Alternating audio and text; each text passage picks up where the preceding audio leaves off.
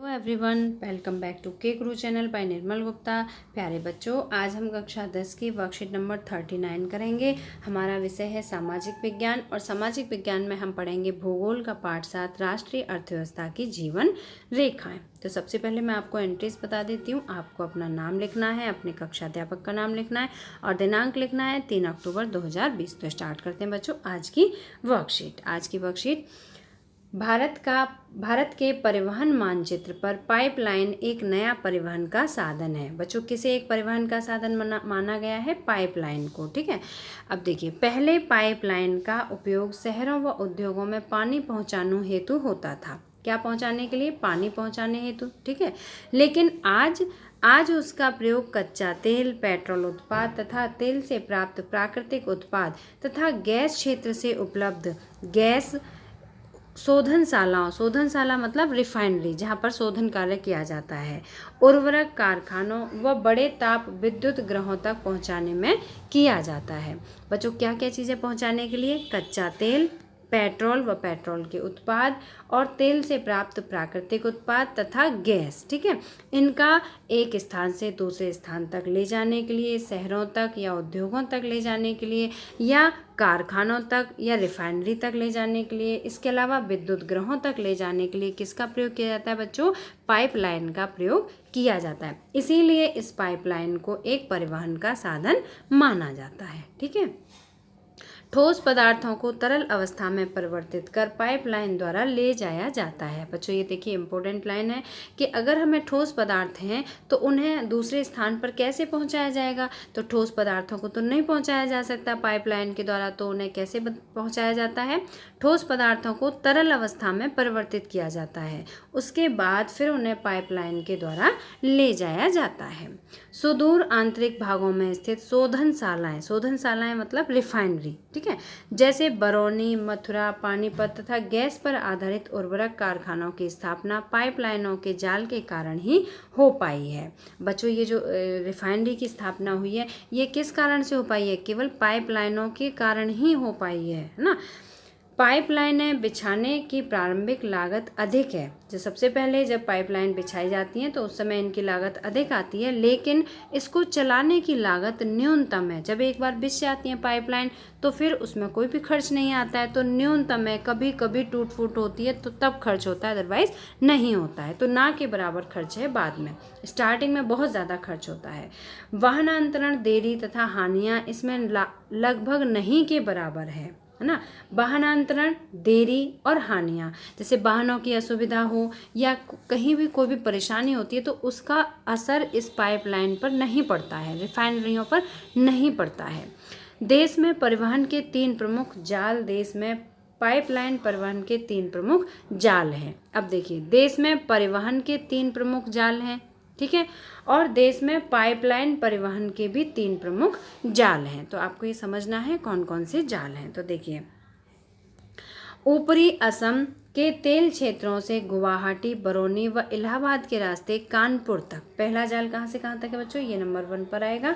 ऊपरी असम के तेल क्षेत्रों से गुवाहाटी, बरौनी, इलाहाबाद के रास्ते कानपुर। कानपुर कहाँ पर है? उत्तर प्रदेश में है, तो कानपुर तक। इसकी एक शाखा बरौनी से राजबंद होकर हल्दिया तक और दूसरी राजबंद से मौरीग्राम तक, गुवाहाटी से सिलीगुड़ी तक है। इसमें आपको याद रखने की बात यहाँ से यहाँ तक है कि ऊपरी असम के तेल क्षेत्रों से गुवाहाटी, बरौनी, इलाहाबाद के रास्ते कानपुर तक, ये क्या है? परिवहन का जाल है, पाइपलाइन परिवहन का जाल है यहाँ पर।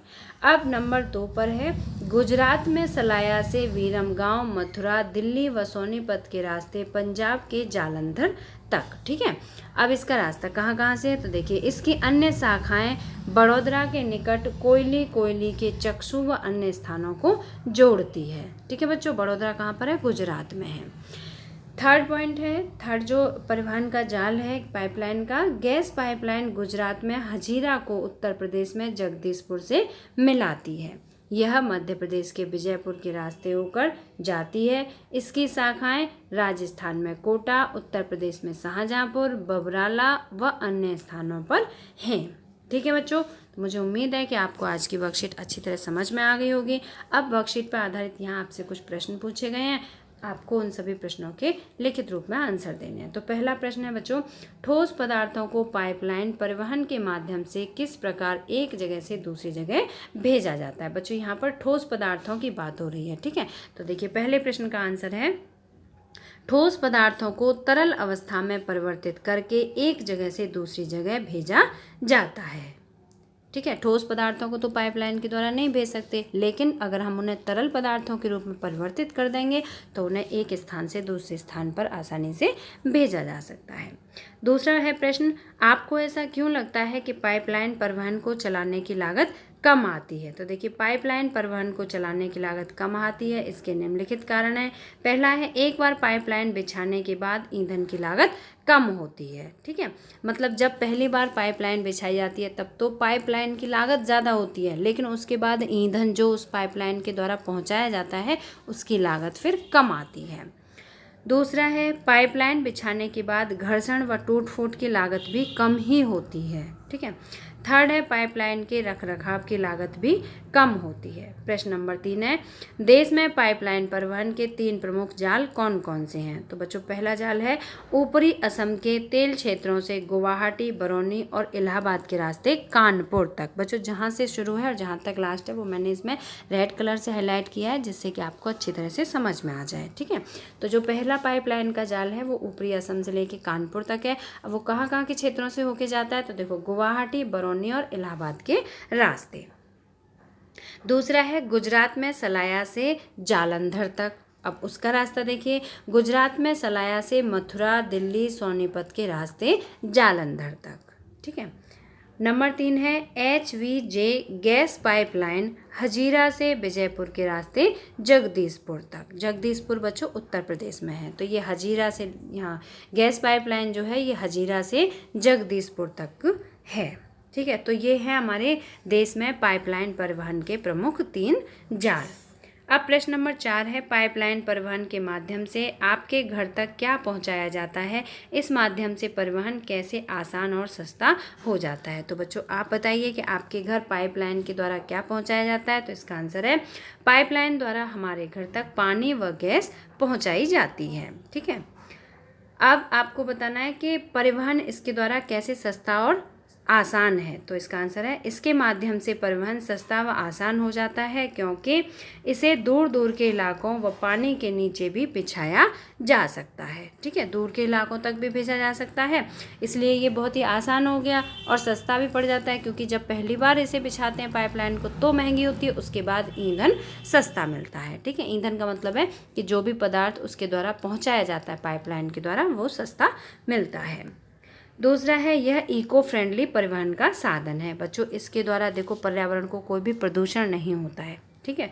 तो ये इको फ्रेंडली परिवहन का साधन है। तीसरा है, इसमें टूट फूट व घर्षण भी कम होता है। और चौथा है, इसके रखरखाव की लागत भी कम आती है। तो बच्चों मुझे उम्मीद है कि आपको आज की वर्कशीट पूरी अच्छी तरह से समझ में आ गई होगी। अगर आपको वीडियो पसंद आया तो लाइक करना, अपने फ्रेंड्स के साथ शेयर करना, और अगर आपने अभी तक हमारे चैनल को सब्सक्राइब नहीं किया तो सब्सक्राइब जरूर करना। बच्चों हमारे चैनल पर आपको हिंदी, इंग्लिश और SST की जितनी भी वर्कशीट आई हैं सभी वीडियोज़ इसकी प्लेलिस्ट में मिलेंगे, और आपको इसकी लिंक भी साथ में दी जाएगी वर्कशीट की। तो मिलते हैं फिर इसी तरह की नेक्स्ट एजुकेशनल वीडियो के साथ। Till then bye bye, good luck to all of you.